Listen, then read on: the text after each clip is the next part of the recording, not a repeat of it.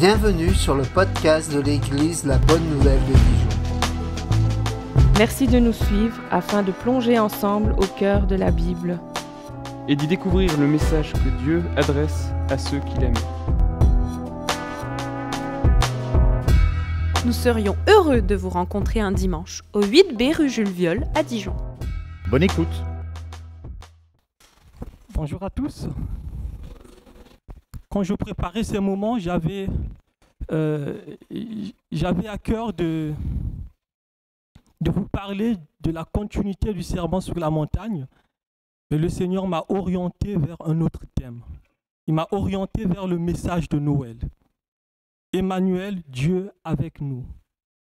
Emmanuel, Dieu avec nous. Quand je grandissais, on me disait souvent, on se taquinait un peu entre amis, et ce qui ressortait de nos échanges, c'était que Noël était la fête des enfants et le Nouvel An, la fête des adultes. Vous comprenez, quand vous lisez les Écritures, que Noël concerne tout le monde. Noël concerne tout le monde. Emmanuel, Dieu avec nous. Pourquoi Noël est-il une fête si spéciale? Est-ce seulement un temps de chant, un temps où nous chantons les chants de Noël? Est-ce seulement un temps où nous partageons un bon repas? Est-ce seulement un temps de cadeaux? Un chant de décoration, de sapin? Noël, c'est bien plus que cela. Noël, c'est l'annonce d'une bonne nouvelle qui a traversé les siècles. Emmanuel, Dieu avec nous. C'est la bonne nouvelle de la venue de notre Seigneur sur terre. Emmanuel. Emmanuel, Dieu avec nous. Dieu venu jusqu'à nous. Ce n'est pas un Dieu lointain, indifférent, se désintéressant complètement de nous. Non. Emmanuel, Dieu avec nous. C'est un Dieu proche, un Dieu compatissant, un Dieu qui est fidèle, un Dieu personnel. Emmanuel, Dieu avec nous, c'est un Dieu qui est présent, un Dieu présent dans toutes les circonstances, dans toutes les saisons de notre vie. Un Dieu qui est présent dans nos joies comme dans nos peines, dans nos réussites comme dans nos échecs, dans nos victoires également comme dans nos luttes. Nous pouvons réfléchir davantage sur cela. Comment seraient nos lendemains si Dieu était si lointain, si éloigné, si désintéressé, se désintéressant complètement de nous? Comment seraient nos lendemains sans Dieu? Devant le silence, devant l'immensité de l'univers qui parfois nous effraie. Comme le disait Pascal Blaise, le silence éternel de ces espaces infinis m'effraie. Noël, Emmanuel, Dieu avec nous, c'est l'assurance que nous ne serons plus jamais seuls. Dans cet univers si immense, dans l'infini de ce que nous regardons, parfois des choses qui nous dépassent, qui dépassent notre compréhension, notre rationalité, nous ne serons plus jamais seuls. Alors ce matin, nous allons méditer sur ce thème, Emmanuel, Dieu avec nous. Je vais orienter cette exhortation sur 4 points. Emmanuel, Dieu avec nous, Dieu fidèle à ses promesses. Emmanuel, Dieu venu habiter parmi nous.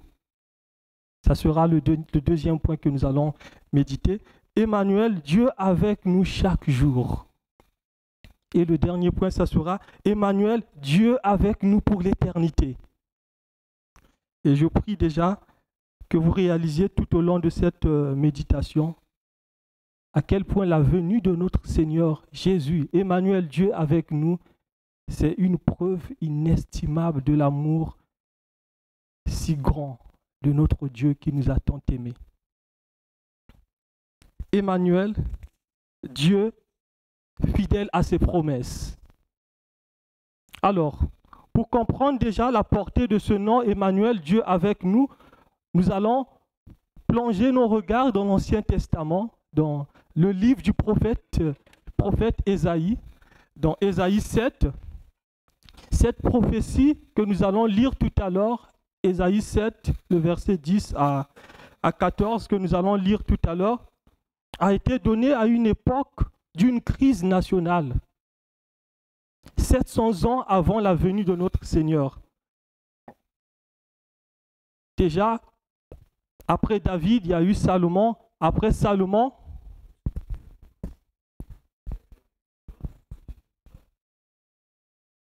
très bien, merci. Déjà, après David, donc, il y a eu Salomon, on était dans un royaume uni. Après Salomon, il y a eu ce qu'on appelle par schisme, division du royaume d'Israël. Et il y a le royaume de Juda qui est là où le Messie, là où David, le royaume, là où on doit avoir un roi. Et 700 ans avant la naissance de Jésus, le roi Akaz, qui était le roi de Juda, descendant, bien entendu, du roi David, il était confronté à un problème sérieux. Il était menacé par 2 rois plus puissants que lui. Il est menacé, il se questionne, qu'est-ce que je vais faire? Cette menace était si sérieuse que si le royaume de Juda était renversé, était détruit, cela porterait également atteinte à ce que Dieu avait dit. Dieu avait promis à David qu'il ne manquerait pas de descendants dans son royaume, dans le royaume d'Israël. Le roi Akaz, il est entouré de plusieurs ennemis, il est terrifié, ne sachant plus quoi faire. Ce que Dieu attendait de ce roi, c'était quoi? C'était justement qu'il lui fasse confiance. Au lieu que Akaz se confie en l'Éternel, Akaz va chercher des solutions humaines. Et Dieu va parler au travers de son prophète, le prophète Ésaïe. Il va envoyer le prophète Ésaïe pour lui dire « N'aie pas peur de tous ces rois. Personne ne va détruire l'œuvre de Dieu, personne ne va détruire le peuple de Dieu, personne ne va détruire la lignée davidique. » Et Ésaïe va demander même à Akaz de demander un signe de confirmation du message divin. Akaz va refuser. Et Ésaïe va parler, va prononcer la parole du Seigneur en disant justement que la Vierge deviendra enceinte. C'est ce que nous allons lire dans Ésaïe, le verset 7, Ésaïe chapitre 7, le verset 10 à 14. L'Éternel parla de nouveau à Akaz et lui dit « Demande en ta faveur un signe à l'Éternel ton Dieu. Demande-le, soit dans les lieux bas, soit dans les lieux élevés. » Akaz répondit « Je ne demanderai rien, je ne tenterai pas l'Éternel. » Et Ésaïe dit alors « Écoutez donc, maison de David. Est-ce trop peu pour vous, lassés de la patience des hommes, que vous lassiez encore de celle de mon Dieu? C'est pourquoi le Seigneur lui-même vous donnera un signe. Voici, la jeune fille deviendra enceinte, elle enfantera un fils et on lui donnera le nom d'Emmanuel. » Cet enfant, c'est Dieu fait homme. Cet enfant, il va recevoir dans le chapitre suivant les titres de la divinité. Quand on regarde Ésaïe chapitre 9, le verset 6, qui nous dit « Car un enfant nous est né, un fils nous est donné, et la domination reposera sur son épaule. On l'appellera admirable, conseiller, Dieu puissant, Père éternel, prince de la paix. » Emmanuel était un signe d'espérance, un signe que Dieu n'abandonnerait pas le peuple de Dieu. Malgré leur angoisse, malgré leur infidélité, malgré leur désobéissance.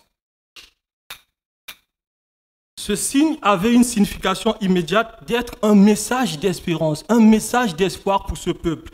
Mais ce message s'adresse aussi à nous aujourd'hui. Ça nous concerne aussi directement. Quand on revient dans le Nouveau Testament, l'évangéliste Matthieu va justement nous dire que ce qui avait été annoncé par le prophète s'accomplit de la Nouvelle Alliance, s'accomplit en la personne de Jésus. Matthieu, le chapitre 1, le verset 22 à 23. Tout cela arriva afin que s'accomplisse ce que le Seigneur avait annoncé par le prophète. Voici, la Vierge sera enceinte, elle enfantera un fils et on lui donnera le nom d'Emmanuel, ce qui signifie Dieu avec nous. Dieu est fidèle à sa parole. Ayons la pleine conviction que ce qu'il promet, il peut aussi l'accomplir. Rien n'est impossible à Dieu. Ne craignez point, car je vous annonce une bonne nouvelle. Luc 2, versets 10 à 11. Ne craignez point, car je vous annonce une bonne nouvelle qui sera pour tout le peuple le sujet d'une grande joie.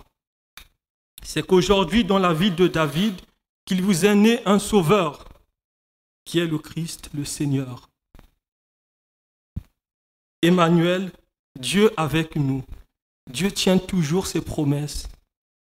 Peut-être que vous traversez des crises, vous traversez une période de doute, d'angoisse.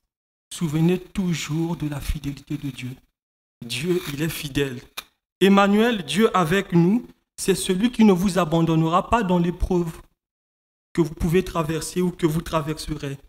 Ces promesses nous assurent que nous n'avons jamais été oubliés. Nous n'avons jamais été abandonnés. Même dans vos moments les plus sombres, rappelez-vous que Dieu est avec vous. Dieu est avec nous. Quelles que soient les batailles, quelles que soient vos peurs, vos incertitudes, Emmanuel est une promesse d'espérance qui a traversé les siècles et qui nous concerne directement. Emmanuel, Dieu venu habiter parmi nous. Parfois, on se pose des questions. C'est quoi le miracle de Noël? Il y a eu tellement de choses qui se sont passées. Quand vous regardez parfois les médias qui nous disent le miracle de Noël, c'est ceci, c'est cela. Le miracle de Noël, c'est quoi? C'est Dieu a quitté sa gloire céleste pour entrer dans le monde. Le Dieu, le créateur de l'univers, nous a visités. Il nous a parlé. Il nous a adressé la parole. L'apôtre Jean va dire justement dans Jean 1, 14, la parole a été faite chair. Elle a habité parmi nous, pleine de grâce et de vérité. Et nous avons contemplé cette gloire. Une gloire comme la gloire du Fils unique venu du Père. La parole a été faite chair. Dieu de l'univers, le Créateur, nous a visités. Alors, regardons un peu ce mot « habiter ». La parole a habité parmi nous. Le mot « habiter » veut dire dresser sa tente. Cela renvoie, pour ceux qui ont un peu plus de connaissance de l'Ancien Testament, cela renvoie au tabernacle. Le tabernacle qui était symbole, le signe de la présence de Dieu parmi son peuple. Emmanuel, Dieu venu habiter parmi nous. Dieu nous a visités. Jésus-Christ, c'est Emmanuel. En venant dans le monde, Jésus est devenu le véritable tabernacle de Dieu parmi les hommes. La Shekinah. La Shekinah qui veut dire la présence de Dieu parmi le peuple. Jésus, en venant dans le monde, il est devenu le véritable tabernacle de Dieu parmi les hommes. La présence de Dieu. Jésus est venu marcher parmi nous comme Dieu l'avait fait dans le tabernacle au temps de Moïse. Dieu avait visité le peuple. Dieu avait tabernaclé. Jésus est venu habiter parmi nous. Imaginez un instant un père qui regarde un fils qui est en train de jouer et puis qui tombe dans un puits peut-être de 1,5 mètre ou de 2 mètres. Le père, il regarde depuis le haut. Qu'est-ce que je vais faire? Je pense que ce père aimant, il ne va pas simplement se contenter de donner les instructions. Venez aider mon fils qui est tombé. Il descend lui-même du puits pour chercher son fils, pour le sauver, pour le secourir. Et c'est ce que Dieu a fait. En Jésus-Christ, Dieu est descendu du ciel pour nous secourir. Il est descendu pour nous sauver, pour nous réconcilier avec son Père, avec Dieu lui-même. Dieu a tant aimé le monde, il a envoyé son Fils unique afin que quiconque qui croit en lui ne périsse point, mais qu'il ait la vie éternelle. Ça, ce sont des versets que vous connaissez. Par exemple, si vous vous sentez écrasé par la vie, par le péché, Emmanuel, il est prêt, il est capable pour vous pardonner. Il est capable de pardonner tous ceux qui changent de direction, tous ceux qui se répandent de leurs péchés et qui disent « Seigneur, j'abandonne, je veux te suivre, je veux t'obéir. » Écoutez sa parole. C'est moi qui efface tes transgressions. Pour l'amour de moi, je ne me souviendrai plus de tes péchés. C'est ce que Dieu annonce au travers des prophètes. C'est lui qui efface tes transgressions. Pour l'amour de son nom, il ne se souviendra plus de tes péchés. Vous êtes accablé par le poids du péché, Emmanuel, il peut vous aider. Il peut vous délivrer. Ésaïe 1:18 nous dit « Venez, plaidons. Si vos péchés sont comme le cramoisi, ils deviendront blancs comme la neige. S'ils sont rouges comme la pourpre, ils deviendront comme la laine. » Auprès de Dieu se trouve le pardon. Même le plus vif des pécheurs, celui qu'on a donné l'étiquette d'un grand pécheur ou d'un meurtrier qui se répand et qui vient auprès du Père, il est pardonné, il est transformé.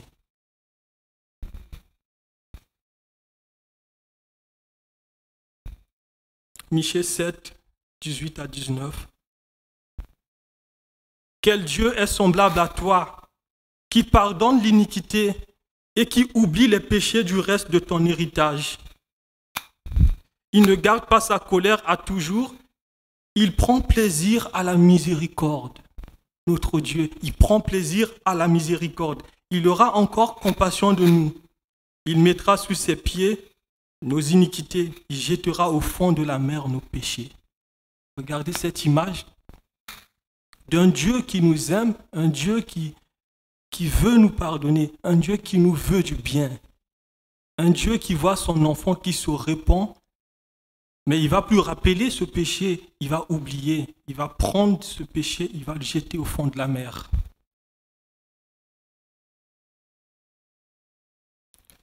Le psaume 103, le verset 8 à 12. L'Éternel est miséricordieux et compatissant, lent à la colère et riche en bonté. Il ne conteste pas sans cesse, il ne garde pas sa colère à toujours. C'est ça notre Dieu. Il ne nous traite pas selon nos péchés, il ne nous punit pas selon nos iniquités. Mais qu'est-ce que le Seigneur fait? Autant les cieux sont élevés au-dessus de la terre, autant sa bonté est grande pour ceux qui le craignent. La bonté de Dieu est grande pour ceux qui le craignent. Autant l'Orient est éloigné de l'Occident, autant il éloigne de nous nos transgressions. Dieu éloigne de nous nos transgressions. C'est ça notre Dieu qui nous aime tant et qui nous veut du bien. Et qui veut que cette communion qui a été brisée par le péché, par la venue de son Fils Jésus-Christ, que cette communion, cette relation soit rétablie, que nous puissions connaître cette paix de se savoir aimé par un Dieu si grand, un Dieu si saint. Emmanuel, Dieu avec nous chaque jour. C'était ça le troisième point que je vous ai promis tout à l'heure. Emmanuel, Dieu avec nous chaque jour. Vous vous rappelez certainement de la promesse de notre Seigneur. Justement, après sa résurrection, qu'est-ce qu'il a dit? Allez, faites de toutes les nations les disciples, les baptisant au nom du Père, du Fils et du Saint-Esprit, Enseignez-leur à obéir à tout ce que je vous ai prescrit, car voici, je suis avec vous tous les jours jusqu'à la fin du monde. Je suis avec vous tous les jours jusqu'à la fin du monde. Ça, c'est une promesse de notre Seigneur. Il ne nous abandonnera pas. Il est avec nous. Par le Saint-Esprit, Jésus est présent chaque jour dans notre vie. Chaque jour, dans toutes les étapes, dans toutes les saisons de notre vie. Il est présent dans ta vie si du moins tu lui as confié ta vie. Si du moins tu t'es tourné vers lui. Si du moins tu es né de nouveau, tu t'es repenti de tes péchés en lui disant, Seigneur, conduis ma vie, dirige-moi. Il est là, il va te conduire. Il est là tous les jours avec toi. Jésus n'est pas un Dieu du passé. Il est vivant, il est présent et il agit. Il continue à agir. Il a agi dans le passé, il agit maintenant dans le présent et il continuera à agir. Son nom continuera à être glorifié. Le royaume continuera à se répandre. L'évangile, la bonne nouvelle, continuera à se répandre. Par le Saint-Esprit, le Seigneur, il nous guide, il nous réconforte. Le Seigneur, il nous fortifie chaque jour. Quelles que soient les circonstances que nous traversons, quelles que soient les circonstances que nous traverserons encore, parce que ce n'est pas encore fini. Dans la vie, on continuera. Il y aura des hauts et des bas, mais le Seigneur, il nous promet sa présence. Je suis avec vous tous les jours, jusqu'à la fin des temps, jusqu'à la fin du monde. Jésus ne nous abandonne jamais. Par son esprit, il est continuellement pour nous guider. Il est là pour nous consoler quand nous sommes tristes. Je pense encore à notre frère Christophe qui était triste tout récemment. Mais heureusement qu'il a Jésus dans sa vie. J'ai vu à quel point il était triste, mais il a Jésus dans sa vie. Il s'est senti encore fort. Il a chanté des cantiques. Quand il m'avait appelé, il a chanté des cantiques. Il a prié.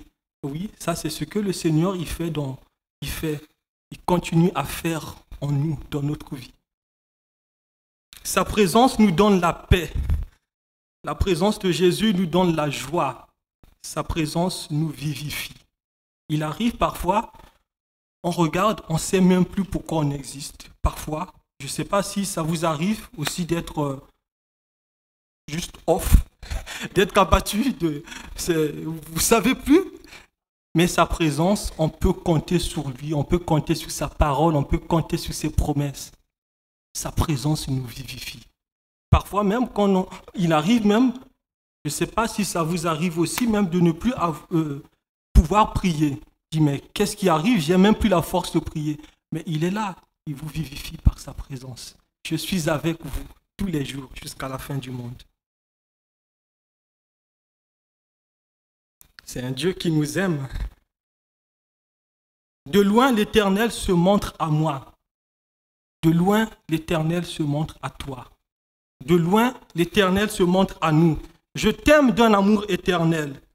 C'est pourquoi je te conserve ma bonté. 1 Jean 4, 9 à 10 nous dit « L'amour de Dieu a été manifesté envers nous en ce que Dieu a envoyé son Fils unique dans le monde, afin que nous vivions par lui.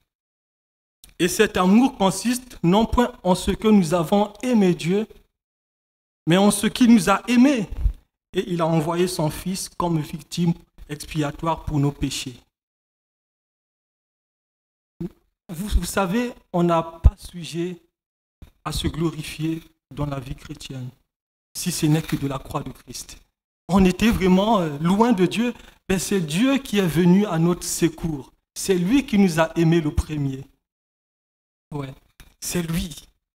Et c'est lui qui nous pardonne et qui continue à nous pardonner. C'est cet amour, par amour, par son amour qui est vraiment inestimable. En Jésus, Dieu est avec nous. Et Dieu est pour nous. C'est ce que nous dit l'apôtre Paul dans Romains 8, versets 31 à 32. Que dirons-nous donc à l'égard de ces choses? Si Dieu est pour nous, qui sera contre nous?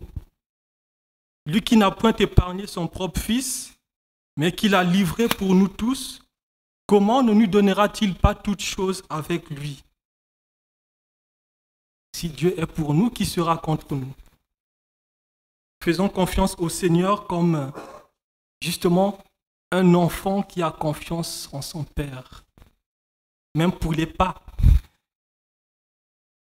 Vous pouvez faire cette expérience, même un enfant qui ne sait pas marcher, mais qui va prendre la main de son papa, de son père, et il va marcher. C'est comme une personne qui marchait depuis longtemps et qui est confiant parce que la main de son père ne va pas le lâcher, ne va pas le laisser tomber. On peut compter sur la main de notre Seigneur. Emmanuel, Dieu avec nous pour continuer dans la vie chrétienne. Êtes-vous conscient de la présence de Dieu dans votre vie au quotidien? Le Seigneur est là dans vos joies, il est là aussi dans vos peines. Il est là quand vous pleurez, peut-être au fond de la chambre, vous pleurez. Il est là, le Seigneur. Quand vous traversez des défis, souvenez-vous que vous n'êtes pas seul. Le Seigneur, il est là. On le chante parfois. Je me demande, est-ce que nous le réalisons aussi? Est-ce que nous réalisons ce que nous chantons? Non, jamais tout seul. Non, jamais tout seul. Jésus, mon sauveur, me garde. Jamais il ne me laisse seul. Non, jamais tout seul. Jésus-Christ, Emmanuel, Dieu avec nous, il est là. Même quand le doute nous envahit, nous devons toujours nous rappeler que le Seigneur, il a promis d'être avec nous tous les jours jusqu'à la fin du monde. Et il le fera, c'est sa promesse. Celui qui a fait cette promesse est fidèle et il tiendra parole. Parce que c'est un Dieu qui tient parole. Le dernier point, Emmanuel, Dieu avec nous pour l'éternité. La promesse d'Emmanuel ne s'arrête pas à cette vie présente. Que l'on vive ou que l'on meure, Emmanuel, Dieu avec nous. On le chantait parfois dans les réunions de prière. Que l'on vive ou que l'on meure, comptez sur lui, tout est là. Que l'on vive ou que l'on meure, comptez sur lui, tout est là. Jésus-Christ, Emmanuel, Dieu avec nous. C'est notre espérance passée. C'est notre espérance présente, c'est aussi notre espérance future. Mais c'est cela notre espérance éternelle, d'être avec lui pour toujours. Quand on regarde le livre de l'Apocalypse et d'autres livres prophétiques, il est dit que Jésus-Christ, Emmanuel, Dieu avec nous, il reviendra pour établir son royaume de gloire. Nous vivrons éternellement en la présence glorieuse de notre Dieu qui nous aime tant. Il est dit dans Apocalypse que Dieu habitera physiquement avec son peuple. Il n'y aura plus de douleur, il n'y aura plus de souffrance, il n'y aura plus de maladie, il n'y aura plus de catastrophes naturelles que nous entendons ça et là. Il n'y aura plus de tristesse. Même la mort ne sera plus. Que la joie parfaite devant Dieu, notre Seigneur. C'est cela notre espérance. L'espérance du chrétien, l'espérance du croyant, l'espérance de celui qui a placé sa confiance en Jésus. C'est la joie devant son Dieu. Apocalypse 21, le verset 1 à 4. Puis je vis un nouveau ciel et une nouvelle terre. Car le premier ciel avait disparu et la mer n'était plus. Et je vis descendre du ciel d'auprès de Dieu la ville sainte, la nouvelle Jérusalem, préparée comme une épouse qui s'est parée pour son époux. Et j'ai entendu du trône une forte voix qui disait « Voici le tabernacle, la demeure, l'habitation Voici le tabernacle de Dieu avec les hommes. Il habitera avec eux et ils seront son peuple. Dieu lui-même sera avec eux. Il essuiera toute larme de leurs yeux. Il essuiera toute larme de leurs yeux. Et la mort ne sera plus, il n'y aura plus ni deuil, ni cri, ni douleur, car les premières choses ont disparu. En Jésus seul, en Jésus, notre espérance est assurée. Cette parole est certaine. Si nous sommes morts avec lui, si nous sommes morts avec le Christ, nous vivrons aussi avec lui. Si nous persévérons, nous régnerons aussi avec lui. Si nous le régnons, lui aussi nous régnera. Si nous sommes infidèles, lui, il demeure fidèle, car il ne peut se régner lui-même. Si nous persévérons, nous régnerons aussi avec lui. Vivre dans la perspective de l'éternité change notre regard de la vie. Cela change notre regard du monde. Parce que ce monde, il suffit justement d'allumer la télé pour vous rendre compte que le monde ne va pas bien. Mais vivre dans la perspective de l'éternité, ça change notre regard, ça change notre peur de la mort. J'ai entendu des gens qui disent que j'ai la trouille quand j'entends parler de la mort. Quand je suis malade, j'ai peur de mourir. Non, pour le croyant, être enfant de Dieu, on n'a plus peur de la mort. On ne devrait plus avoir peur de la mort. Ça reste quelque chose qui nous effraie, mais vivre dans la perspective de l'éternité, la peur a changé de camp en fait. Cela change notre peur de la mort à la joie qui remplira notre cœur quand nous serons devant Dieu, devant notre Seigneur, Emmanuel, Dieu avec nous. Nous sommes là dans ce monde où nous sommes appelés à persévérer, à lutter. Ce n'est pas facile. Nous continuons, nous persévérons. Même quand la maladie frappe, quand nous n'avons plus de force, quand le corps nous abandonne, nous avons cette espérance que nous aurons un nouveau corps, un corps glorieux, que nous le verrons face à face, où il n'y aura plus ces problèmes que nous traversons aujourd'hui. Et cette perspective, l'apôtre Paul nous le communique aussi dans Romains. Il nous dit qu'il n'y a pas de commune mesure entre les souffrances du temps présent et la gloire à venir qui nous est réservée. Cette promesse nous donne la force de persévérer.